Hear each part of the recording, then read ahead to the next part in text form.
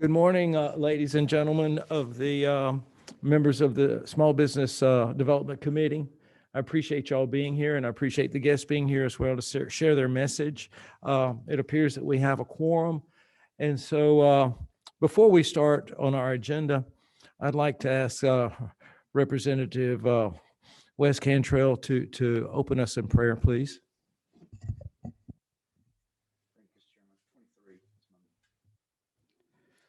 Yeah, okay, you got me.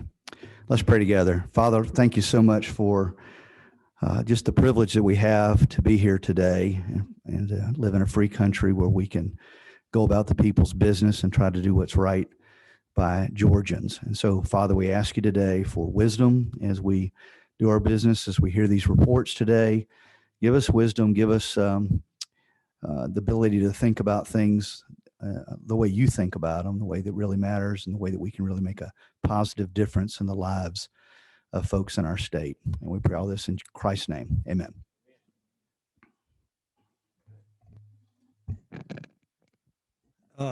Thank you, Chairman Cantrell.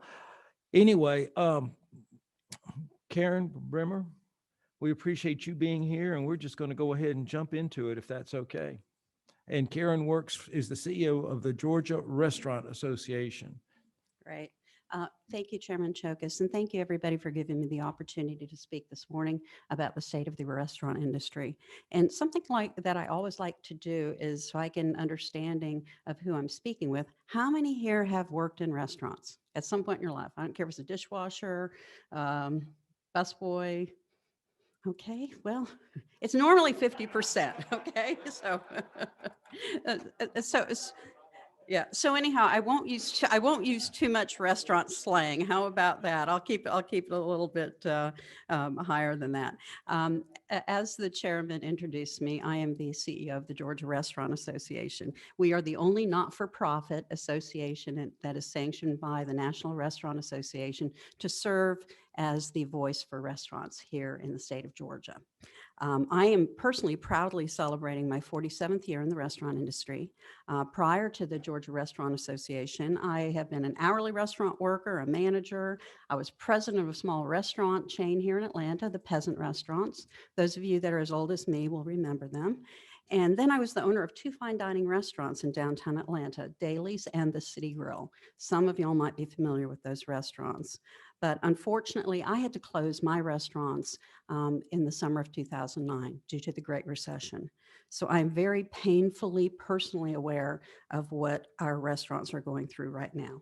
And I made a solemn vow with our team that when we entered into this situation, that we would do everything in our power that we could think of to help restaurants stay afloat during this time and not to have to experience the anguish that I had to experience with my life savings, my entire career being invested in something that I believed in and that I cared about. And so anyhow, that brings us to, let me get to some facts right now. Okay, before March 17th, we had approximately 19,000 restaurants here in Georgia. We had over 500,000 workers, and we were forecasted to do $25 billion in revenue in 2020. We're also the largest sector private employer, second only to agribiz. And as I always say to the farmers, y'all grow it and we cook it and we sell it and we feed people. And prior to March 17th, 51% of all food consumed by Georgians was away from home, in our restaurants and carry out and in institutional feeding. And so we were a very, very important part of the food chain here in the state of Georgia. And but after March 17th, restaurants all around the state of Georgia, from independents to mom and pops to chains, all alike laid off 297,000 workers, which was 60% of our workforce. Between March 17th and April 16th, 52% of all restaurants in Georgia closed temporarily. 91% of all restaurateurs laid off or furloughed employees. And on average, restaurant operators reported a 78% decline in sales. And so based on those results, in April alone, the industry lost $1.7 billion in sales. Now, let me share with you from our most recent survey in December, and we do these surveys periodically. We actually are conducting a survey right now that I hope to have the results by the end of the month. And this was our survey in December. Consumer spending in Georgia restaurants has remained well below normal levels. Overall sales were down 18%, with 7% in fast casual and over 30% in full service restaurants. And I'm sure y'all see this as consumers. You know, if somebody had a drive-through or somebody had a delivery component already as part of their business model, they have probably fared much better than full service restaurants that all of a sudden had to reinvent themselves. All of a sudden they had to figure out, how do you do delivery? How do you package this food? How do you do it safely? And so that was you hear the word pivot. I think the restaurant industry has had to pivot more than I think any industry, but then I'm intimately close to it. In December, most restaurant operators did not expect business conditions to improve in the coming months. 52% of Georgia operators expect their sales to decrease from the current level over the next 3 months. The restaurant industry's slowest time of the year is January, February, March. We get a little kick in there for Valentine's Day. So please go celebrate Valentine's Day. If you don't want to go to a restaurant, buy lots of gift cards and give them to everybody. But only 17% of our operators in December expected their sales to increase over the next 3 months. Now, even though the sales are significantly lower in restaurants, however, it doesn't mean that their costs have fallen proportionately to that. In a restaurant, the basic metrics, I'm going to give you a little bit of explanation. 36% of our revenue in a restaurant is spent on labor. It's spent on your employee salaries, your management salaries, your workman's compensation insurance, health premiums, anything that we call your labor component. And most restaurants, average restaurant will run about 30% in food cost. Higher end restaurants will be more around 63%. And then in the restaurant industry, kind of the magic number for your occupancy is about 10%. So you can see, and then add your utilities on top of that, add your credit card fees, add your business liability insurance, your taxes, et cetera. You end up with 4 to 6 cents of each dollar to the bottom line. And so what has happened with this massive decrease in sales is we have had months of people going into their savings, going into their 401ks and cashing them out. I've had conversations with restaurateurs that they've actually sold their homes, moved into apartments, and have used that money to put it back into their business to keep it afloat, to keep their employees working. And that continues. That continues. I think that obviously everybody's profit margin is less than before, and nothing is ever going to make up for these months of losses. For those of y'all that have a business, you know what I'm talking about. If you lose your average 10% each month, there's nothing that's ever going to give that money back to you, and you have gone into your reserves, or again, had to do something drastic like liquidate your 401k or remortgage your house. And so in our surveys, absent any additional government assistance, and this was in December, one option was to close restaurants until business conditions improve. And we had 27% of our operators say that they were considering temporarily closing the restaurants until COVID-19 pandemic passes. Now, think about your neighborhoods. I've talked to a number of legislators about this. And they said, you know, Karen, right after December, beginning of January, so many restaurants closed. And I said, that's because they couldn't afford to pay their down payments for their insurance premiums, their general liability, their workman's compensation. If they have health permits, they couldn't afford to pay for their license renewals. There's numerous expenses. In the city of Atlanta, the average restaurants, full service restaurant with alcohol, when I say full service, I'm talking about table service and usually an alcohol component to it. In the city of Atlanta, it costs you approximately $30,000 to $40,000 in the month of December just to renew yourself to go into the next year. So many restaurateurs just said, I'm going to pay this money or not pay this money. I'm going to shutter right now until business gets better, because I can save money by just paying my rent, paying minimal utility fees, et cetera, and maybe I can hang on, then I can reapply and get new licenses and permits when I see that the economy has gotten better. You know, many restaurants have added back employees after the initial lockdown. But 78% of our operators in December said their current staffing level is lower than it would be normal in the absence of COVID-19. 48% of restaurants are currently more than 20% below their normal staffing levels. And with business conditions the way they are, many restaurateurs say that they will be laying off more employees. And that is happening right now. Currently, roughly 20% of restaurants in the state of Georgia are closed. And I will tell you, you hear in the news, you hear about the Ruby Tuesdays and the California pizza kitchens that have closed. That makes the headlines, you know, they're big companies and everything. But what you don't hear about is the restaurant around the corner that you and your family go to for breakfast every Sunday after church. And those folks have just said, I'm done. They've closed the door, they've locked it, and they've given their keys back to the landlord. And those aren't the stories that you hear. You don't hear about those. We in Georgia, I would say, are probably a little bit better in certain respects. Nationwide, 1 out of every 5 restaurants has closed in the United States. Right now, that's over 117,000 restaurants in the United States have closed at this point.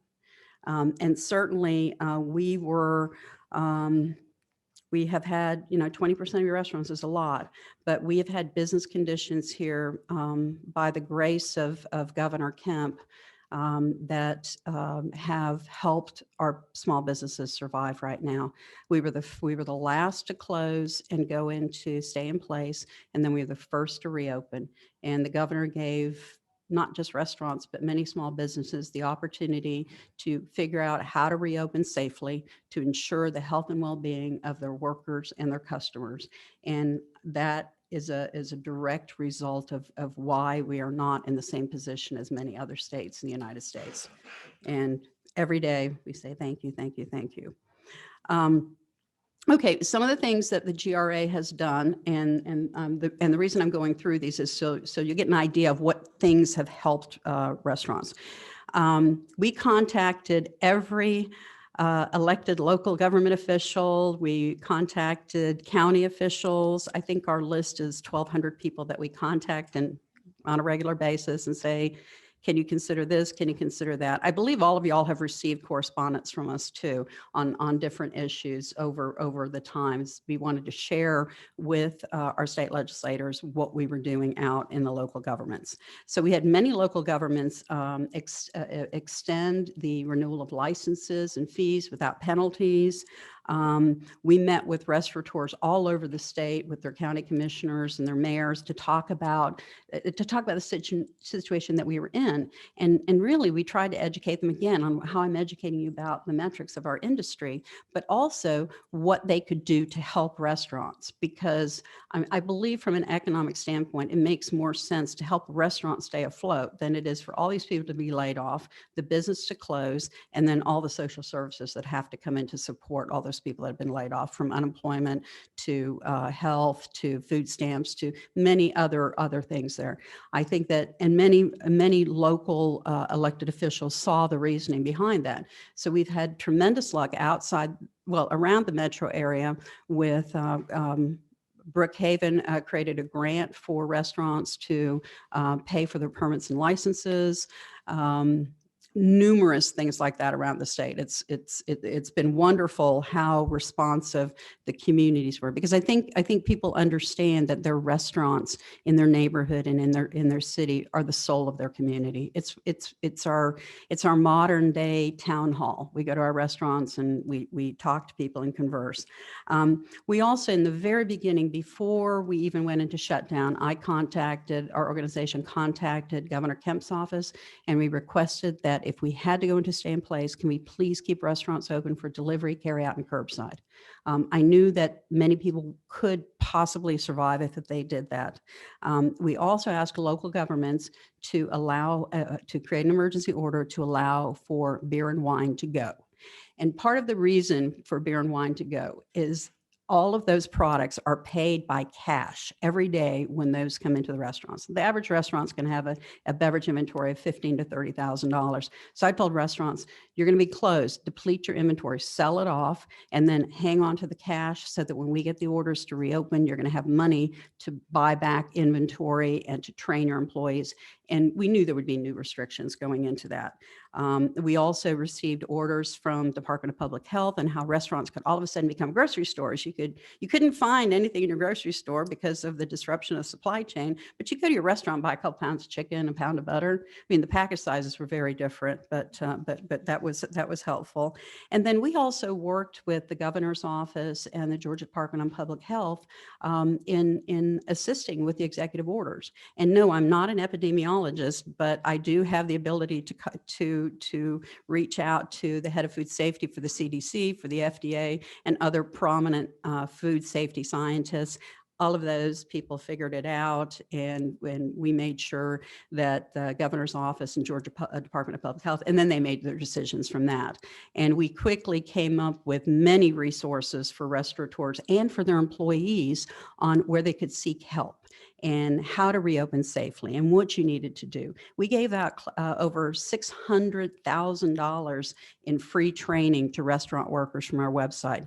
And coincidentally, probably 50% of our traffic initially to our website was to our employee assets. We created a whole section of mental health assets, rent relief, utility relief. We trained a member of our team on how to advise to apply for food stamps, because we knew we had many restaurant workers that have never asked for help before, didn't know the process, didn't know the system. And so that really proved valuable to people. And just kind of to give you an idea of the immensity of what hit us, we've had to this date over 400,000 new users of our website seeking information. And I would venture to say I think we have the most robust product out there for not just restaurateurs. I hear it from people all the time. They go to our website. Everybody sends everybody to our website because it gets updated constantly with grant programs and things like that. And then my team, we have worked now for the past 11 months, 7 days a week, sometimes 18 hours a day, to make sure we're updating, make sure we're getting the information out.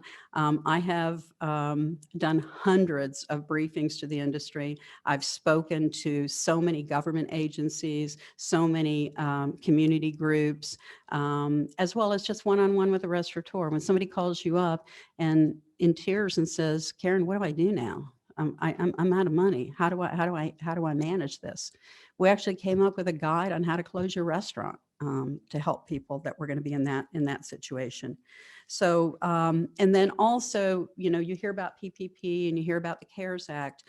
We mobilized probably, I think it's the most intense grassroots effort that we have ever done in our state and nationwide to contact Congress about passing PPP and about certain stipulations in that. Most importantly was the tax exemption of the funds from PPP being taxable on your federal income tax. Fortunately, here in Georgia, we did that back last session. Thank you, thank you, thank you.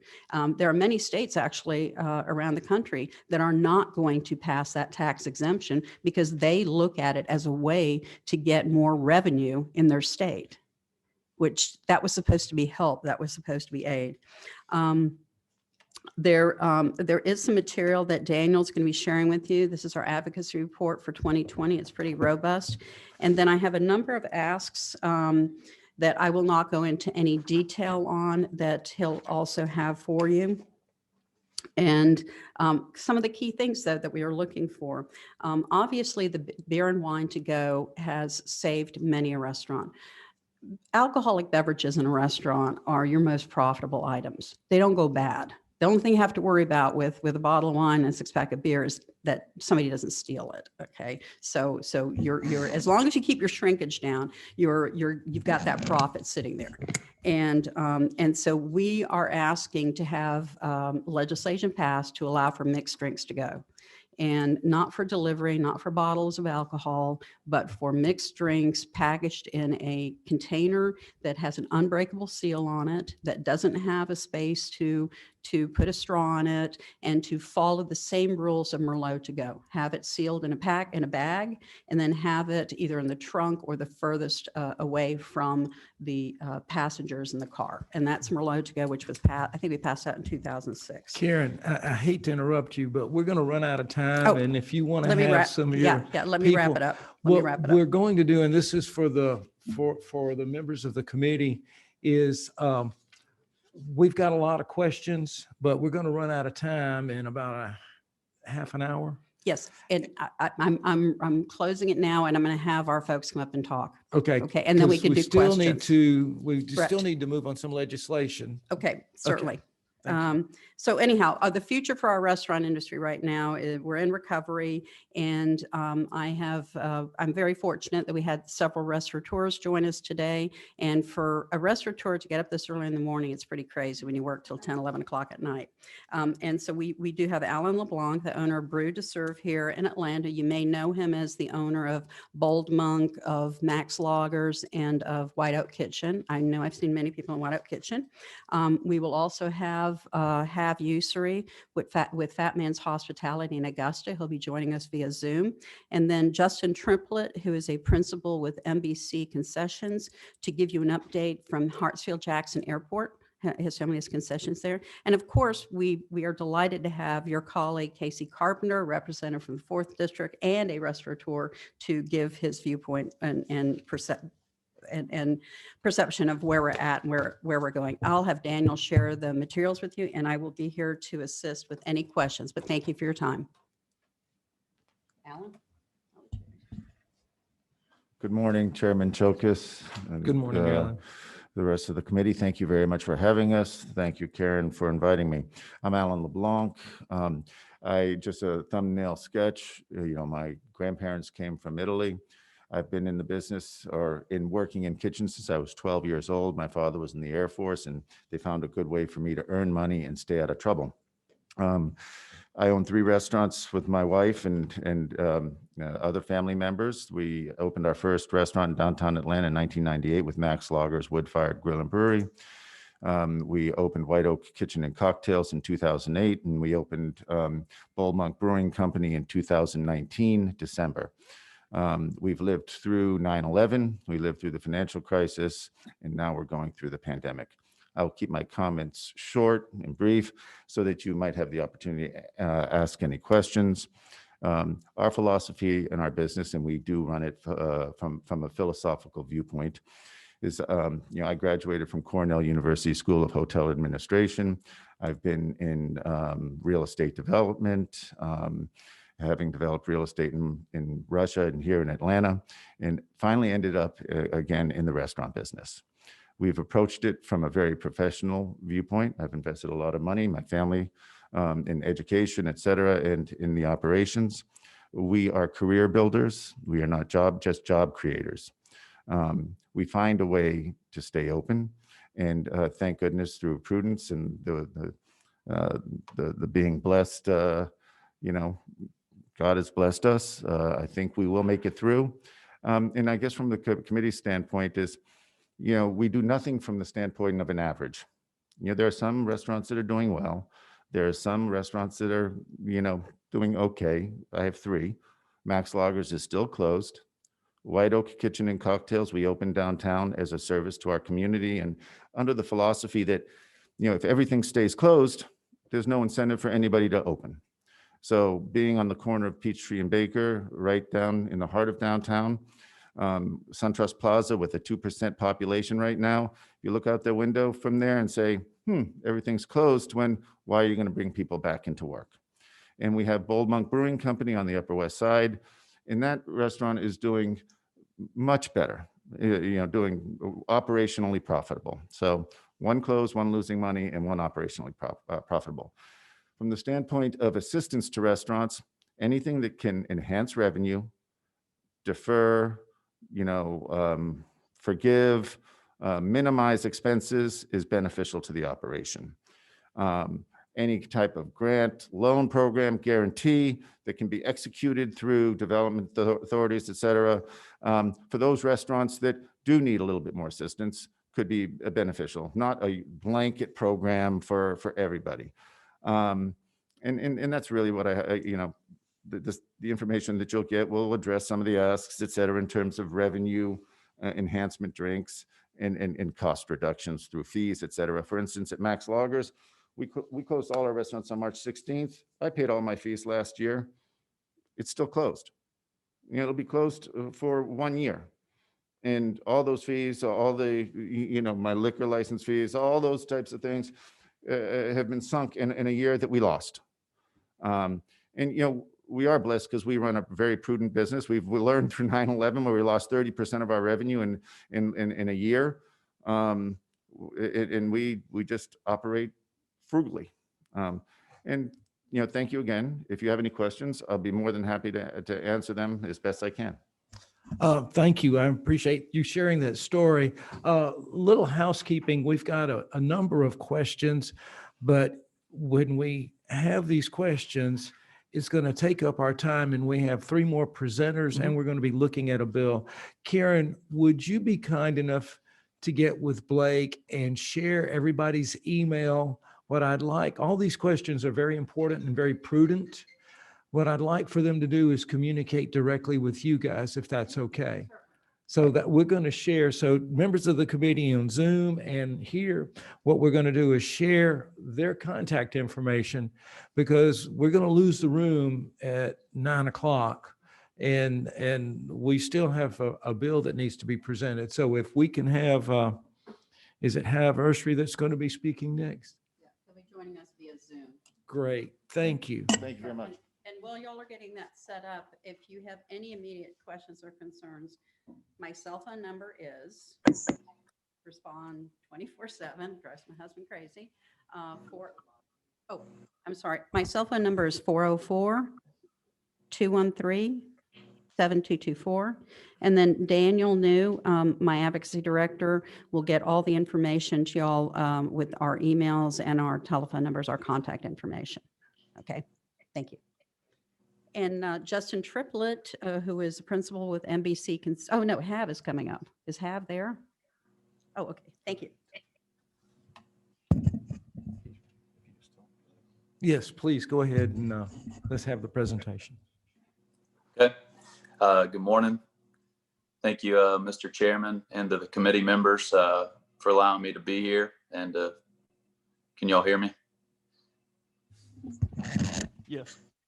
Okay, thank you. It's truly an honor and a privilege to be able to present here, especially during a time like this. Again, my name is Hav Ursary. I own and operate with my father 4 different operations, which is umbrellaed as Fat Man's Hospitality Group. We are in Augusta, Georgia. We employ about 40 people in the Augusta area. I'm 3rd generation. And our first operation, Fat Man's Cafe, was actually established in 1948. So, we've been here a while, and I grew up in the kitchen. I grew up around restaurants. This is what I know, what I live, and what I grew up on. Real quickly, our 4 operations are Snowcap Drive-In, which is a burger fry and a shake joint that was established in 1964 that we acquired a couple years ago.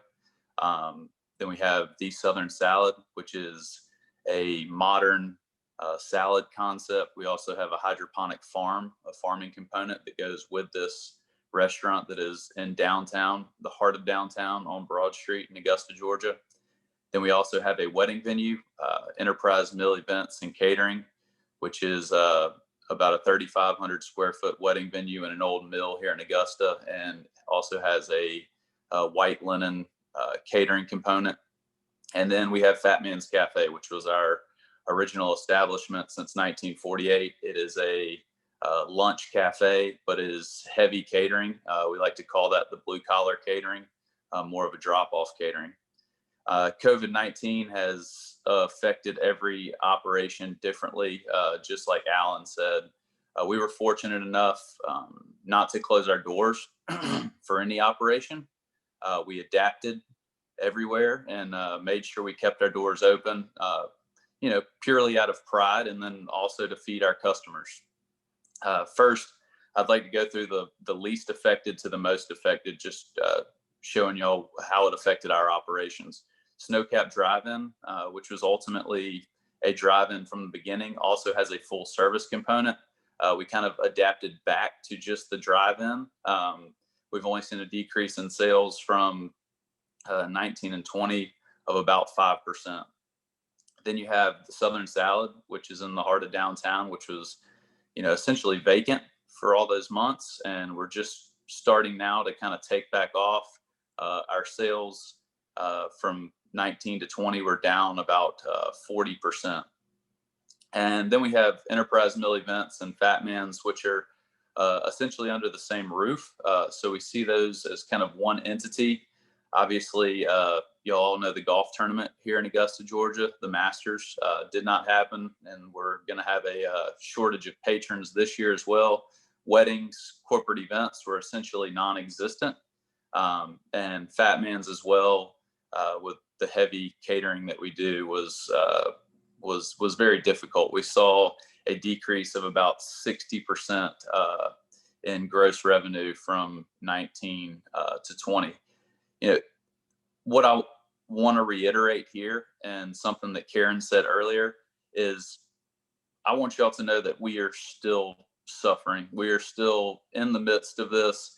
January and February are historically our worst months, even in a good year. So, I know there are a lot of asks that Daniel have put together on that sheet of paper, and I'm not going to specifically hone in on one. But I just ask that it be common sense, and it be swift action and stuff that is actionable quickly. Us restaurateurs that are surviving and adapting to keep our doors open, we're here operating. We're boots on the ground just like the rest of our people, and we want to keep those people employed. So we just ask that those things are simple, and we appreciate all help. And lastly, I just want to say thank you to Georgia, to Governor Kemp, to all the legislatures. We live in a blessed state compared to a lot of these other states and some of the restaurant friends that I have in those markets.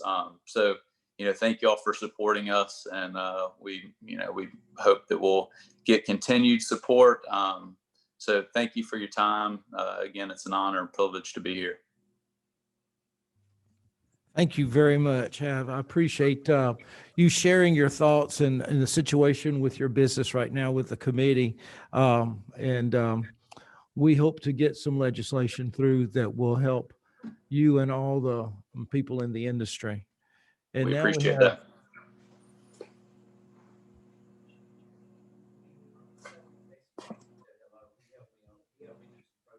Well, yeah, go ahead. All right. I've become a telephone operator. Thank you. A promotion. Yeah, Casey Carpenter sends his regards. Thank you, Casey. Good to see you, buddy. Homer says hey too. We were selling vegetables last time I saw this guy. Honored that Hav is on our board of directors, and then Justin Triplett, who's going to join us next, is also on our board of directors, and he is the principal at NBC Concessions at the airport. So Justin, thank you for being here. Good morning. Thank you, Chairman Chokas and the Small Business Development Committee for allowing me to speak this morning. My name is Justin Triplett with NBC Concessions. NBC Concessions is a food and beverage operator specializing in non-traditional locations, such as airports and sporting venues. We have operated at Hartsfield-Jackson Atlanta International Airport for 25 years. I started at Hartsfield-Jackson when I could barely see over the counter, serving ice cream to guests at my grandfather's TCBY. We currently operate Nature's Table Bistro on Concourse E. We sell freshly prepared sandwiches, salads, soups, and hot entrees, the healthy stuff instead of fried chicken that's in there. Since March of last year, we've unfortunately been closed. Our location is highly dependent on international travel, and we just have not seen any revenue at all. We have laid off roughly 40 employees, some of which who have been with us since 1996 when we first entered the airport. Our small business did the best that we could to provide health coverage and aid to our team members. But ultimately, in the final quarter of last year, we just simply ran out of funds.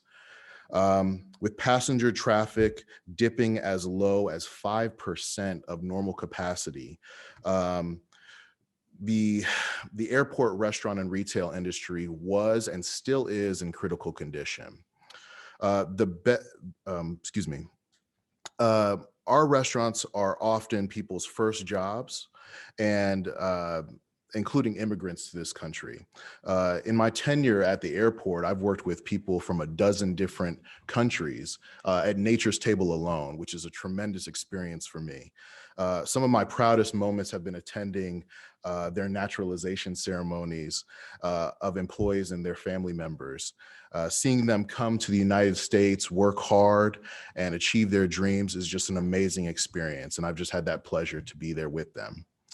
NBC also believes that we help train the next generation of culinary leaders. This might sound strange, but our little restaurant has helped people without any prior culinary experience develop skills that are transferable to a James Beard nominated restaurant, to the executive boardroom. I truly believe that the restaurant industry changes lives and creates opportunities for people to excel. While we face this tremendous pandemic, I'm remaining optimistic. We're going to get back there. We're going to be open again, and we're going to be traveling to the Bahamas one day. The Atlanta airport is far better shape than many airports across the country. We also operate in Washington Dulles and Washington Reagan. And I would be remiss if I did not credit the state of Georgia, the city of Atlanta, the airport, and our major carrier here, Delta, for responding to the pandemic when it happened. So again, thank you so much for allowing me to speak this morning. And if you have any questions, I'd be happy to answer them. Very much for your presentation. And as I said, in the interest of time, we're going to let the members of the committee communicate with each of the individuals individually. But Casey? He You- needs no introduction. Yeah. Thank you. Yeah. Hey, yeah. I don't know if I can hurry. So I think, thanks for having me, Chairman and colleagues. It's a pleasure to be up here to represent my industry. I think you're hearing a great story. First of all, the first story is, praise God, we're operating in the state of Georgia that gave us the opportunity to at least have a fighting chance. And so kudos to the governor. He really brought me to tears during his State of the State, talking about trying to help restaurant workers, because you've heard the stories, and everybody's story is different. I think this has been like the tale of two cities, if you will, the pandemic. You've got fast food restaurants that's revenue's up 15%, but then you've got catering operations like myself that have just been devastated. I think the Oakwood, our main, we're very similar to Fat Man's Cafe, if you will. We do a lot of catering, and we were down about $700,000 last year just at the Oakwood. Then we also are in the fortunate business to have a wedding venue. And if you can imagine there, I mean, it's down 60 or 70%. I will say we've been very blessed with Airbnb type lodging that has actually helped kind of sustain that operation. So when you see Airbnb bills, just realize that's supporting small businesses. And so that has really helped us out there. But, you hear what are the solutions? And I don't know. I think the problem is so vast that there's just not enough money to fix the problem, right? I mean, we can throw out solutions, mixed drinks to go. I call that the roadie bill, because everybody, the roadie bill. Yeah, that's what I do. I mean, that's good legislation. Is that going to fix it? No. Time will fix it. Everybody getting back to work, corporate, all those things. Well, it's going to have to fix itself. But, there's just some common sense things we can do. We can evaluate, can we do tax exemption on energy for restaurants? Can we create a program like the gate card that we have for agriculture, so that restaurateurs, when they buy equipment for a couple of years, maybe they don't pay sales tax on that equipment. Maybe we talked to Gary Black about including restaurants in that gate card. I mean, there's solutions like that, but it's not going to be we're not going to come up with one bill that's going to fix this. It's going to have to be a patchwork of various things. Hopefully we can talk to cities and counties about reducing the cost on alcohol permits, things like that, maybe property tax abatements for restaurants. But it's going to take federal, state, and local people all joining hands to figure out how to save this industry. Because like you heard from the gentleman from the airport, that's a lot of people's first jobs. And if people's first jobs in a restaurant, guess what? They work, baby. we train people to work. There's not, and it does, it changes lives. It sets the track for somebody's life. So if you've got kids, make them work in a restaurant. Because once they do that, everything else is downhill from there. If they can survive a restaurant, they can work anywhere. So that's it. You've heard enough about the tragedy for the restaurants, but and I'll be glad to talk offline with you because I'm, obviously very passionate about it. But thanks for having me. Representative Carpenter, thank you for sharing that message with the committee. Yes. And I appreciate all the presenters today. And Karen, to add to, and this is just on a personal note, my grandfather immigrated from Greece here. Mhm. And when he passed away, he had 2 restaurants. And so I'm familiar with the restaurant business. And one of the things that comes to mind is that, if you miss a meal, you're not going to eat 2 meals the next time. Correct. That business is gone. The same thing with the employees that you have. When they've missed the paycheck, even with the generous PPP that we've gotten from the federal government, Mhm. they've missed those wages Right. and they've missed opportunities. Right. So, And if I could have permission, Yes, I just ma'am. want to say one last thing. As your grandfather was an immigrant, I'm an immigrant to the United States. My family immigrated when I was 10 years old as refugees from Europe. And I believe I have achieved the American dream. Nothing in my life has ever been given to me. I have worked my entire life for everything that I have, the roof over my head, and the opportunities that I've given so many people to own their own business and to provide a livelihood for their families. And, here in Georgia, I think this reflects into the next thing that y'all are going to be discussing. 10% of our population are immigrants. And our industry is the industry that provides opportunities for many of these immigrants as their first jobs coming into the state. And we were one of the first organizations to sign on to BIG, and we definitely support what the intention of SR 11 is. So please know we're supportive of that also. So thank you again very much. Daniel will get all the information to y'all. And if you have any questions, you got my cell phone number, just call me. Okay, don't call me for call me for reservations too. Okay, thank you. Thank you, Karen. Thank you very much, presenters. At this time, Wes, can you, if you want to, or you can get down to the podium, whatever you feel comfortable. And did you, pay Karen for those closing statements? Chairman, I hate to interrupt your meeting, but they say that the original chain is a great man with 2 restaurants. That's an original chain. That's what they used to say at the food shows. Thank you, Mr. Chair. I'll be very brief. She made my case. This bill was in subcommittee, came out unanimously.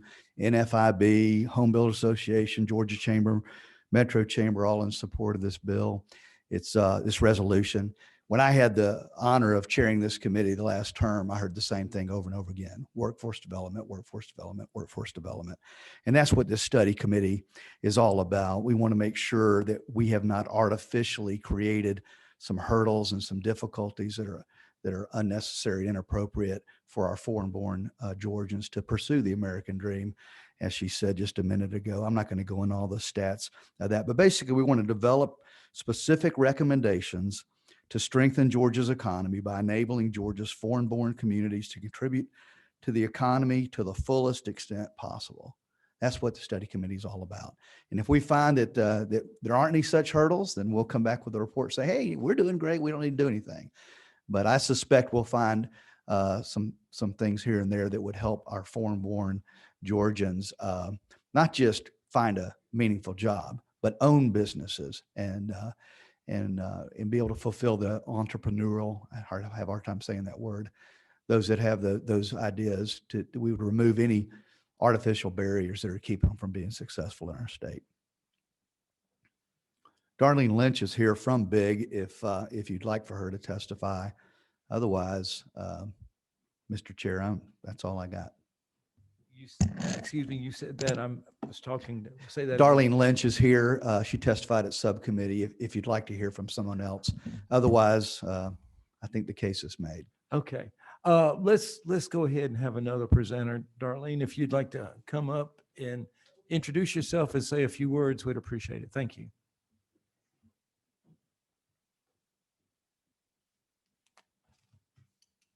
Thank you, Chairman. Thank you, committee. I'm Darlene Lynch, and I am the chair of a new partnership that Karen mentioned, the big partnership. It is the Business and Immigration for Georgia Partnership, and it brings together business leaders and civic leaders that want to strengthen our economy by tapping the potential of our foreign-born community. And the Georgia Restaurant Association was one of the first members, and now we're up to more than two dozen members with the Hispanic Chamber, the Vaughn Lumber, Amplio Recruiting, New American Pathways, and the list goes on. So we're thrilled to be here. And I am so thrilled to hear the stories of immigrant success.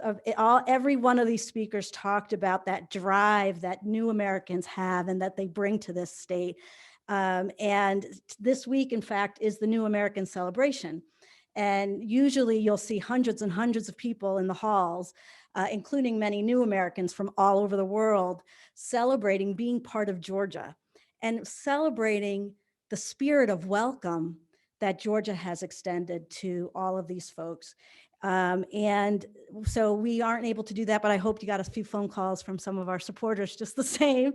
But as I said in the last time I testified, Georgia has been a welcoming community. The businesses have been very welcoming. Our regulations, not so much.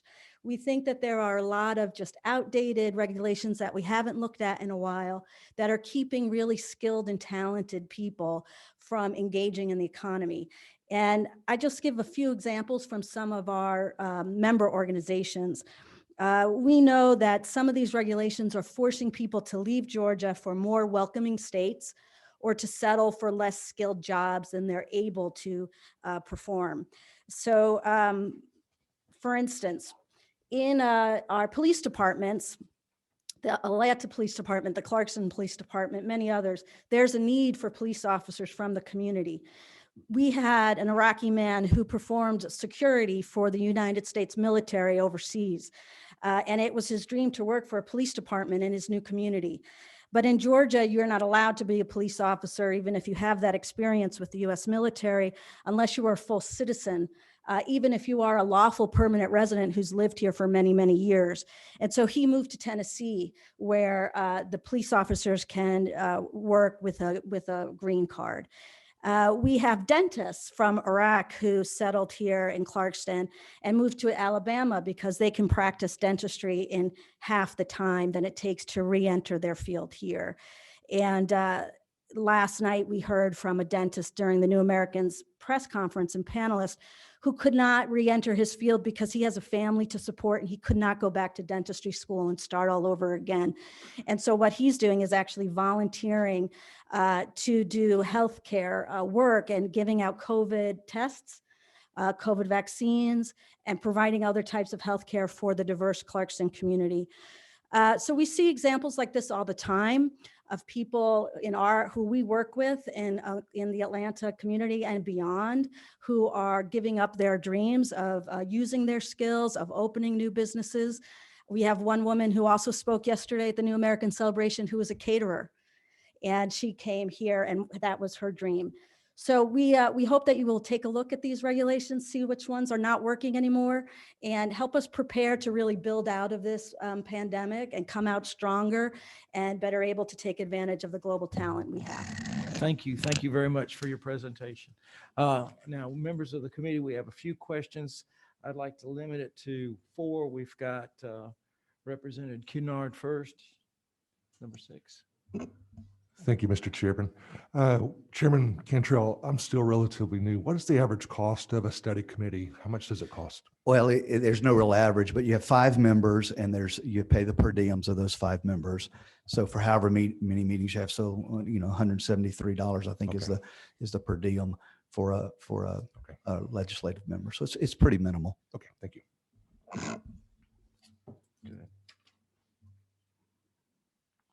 Representative Washburn.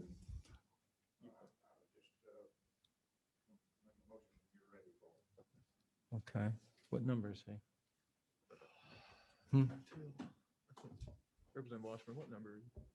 8 is what it says, but what number says there? 9. Okay. All right. Do we have any other questions, maybe online? Very good. Well, super. Thank you. Representative Cantrell, thank you very much for that presentation, and thank you for bringing someone else. Number 7, who's number 7? Okay.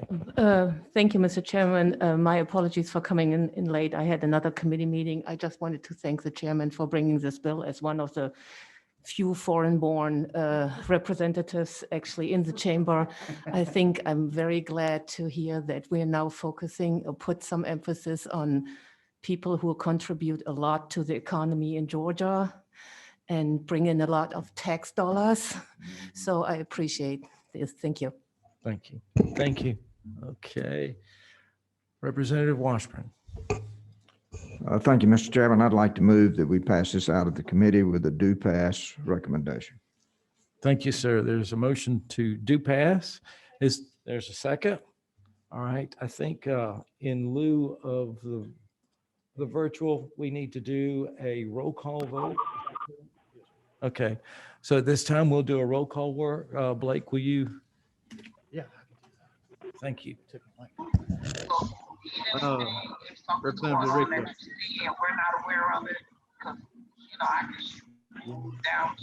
Representative Barr. Representative Bazemore. We voting here, or are we voting in favor, or? Yeah. Joe. Sorry. Vote in favor, right? Yes, we're voting in favor. Absolutely. Sure. Representative Bazemore. She's on Zoom.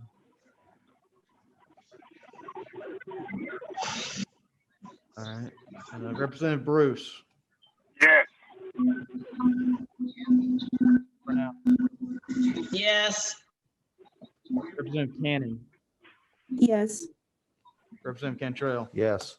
Representative Carter. Yes. Representative Dubnik. I think he stepped down. Representative Hawkins. Representative Hill. Yes. Representative Holland. Yes. Representative Couch. Yes. Representative Kendrick. Yes. Representative Kennard. Yes. Representative Kirby. Yes. Representative Lott. Representative Mathis. Representative Meeks. Representative Park. Representative Robichaud. Yes. Representative Shannon. Representative Schofield. Yes. Representative Smith. Representative Washburn. Representative Yerda. Do pass unanimous. That's great. Congratulations, Representative. It was a do pass, unanimous, and it moves on. I want to do 2 things before we close. And number one is I want to thank the presenters today. Thank you for taking the time and sharing your story with us. I want you to know that we appreciate you and we understand the difficulties that you have been facing. All of us in all these different industries at some point in time face difficult hurdles. And right now we just need to address them as best we can and move forward. And then I want to talk to the members of the committee. I want to apologize for not allowing or getting to the questions that are so important to each of you. My goal is to have as many presentations as possible. I want the small business community to know that we care about what their needs are. We appreciate their contribution to our state, and we want to move forward with some cautious but good legislation. So members of the committee, in order to get that done and to get all the presentations out, we've had to limit the questions, and I apologize for that. But we will share, Blake will get everyone's contact information.